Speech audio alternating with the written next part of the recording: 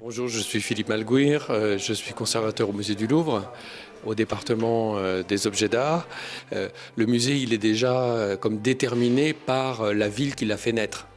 Alors à Fécamp, c'est particulièrement intéressant et complexe à cause de l'histoire très particulière de cette ville qui n'est pas n'importe quelle ville de 20 000 habitants aujourd'hui, mais qui a cette histoire de la pêche évidemment qui est au cœur de ce projet.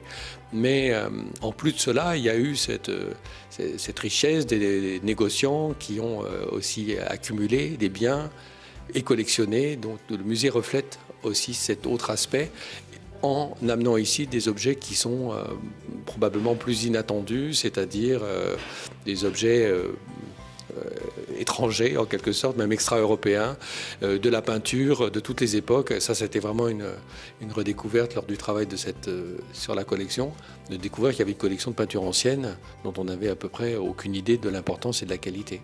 Le pari a été quand même de rendre le plus possible compte de toute cette sédimentation qui est aussi l'histoire de la ville, mais une histoire plus complexe que celle un peu simpliste de l'armement et de la pêche, par exemple. Et de l'avoir fait dans ce bâtiment qui incarne à la fois cette activité, cette prospérité, ces mutations aussi de la ville, hein, évidemment, très profondes. Et je trouve que l'ensemble est extraordinairement réussi parce que déjà, c'est comme créer un nouveau monument dans Fécamp, parce que ce bâtiment, je l'ai connu, je suis venu à Fécamp bien avant qu'il y ait le projet d'en faire le musée. Et c'est un bâtiment sur le port que, je pense, les Fécampois, pas plus que moi, ne regardaient comme un bâtiment intéressant. C'est juste un bâtiment. Et le fait d'y avoir mis juste ce belvédère en fait une espèce de centre dans la ville et c'est vraiment créer un monument à partir du patrimoine qui existait. Et ça, je trouve que c'est extraordinaire parce que c'est exactement ce qu'est le musée. C'est-à-dire que peut-être les gens ont chez eux des choses, dans certains cas, qui sont comme ce qu'il y a au musée.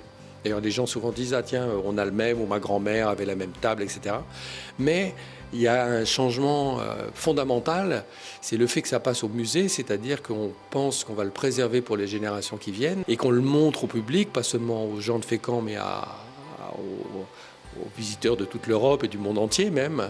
Eh bien, c'est un peu la même chose qui s'est passé sur ce bâtiment, qui était un bâtiment privé et qui devient tout d'un coup un monument et je dois dire même un beau monument d'architecture contemporaine. Qu'est-ce que vous diriez aux Fécampois ou même aux gens extérieurs pour leur donner envie de venir ici? Pour leur donner envie, je ne sais pas, mais quand ils viendront, ça, c'est garanti qu'ils n'en croiront pas leurs yeux. Ça, je suis certain que personne ne peut imaginer. Moi-même, je connais l'importance et la qualité, l'originalité aussi du musée. Je vois ce qui en a été fait, qui est vraiment aussi à magnifier, enfin vraiment un écrin magnifique pour une collection qui l'est aussi, mais il fallait réussir la cuisine, hein, entre les bons ingrédients, mais il fallait avoir aussi la bonne recette, et là je crois que c'est vraiment le cas.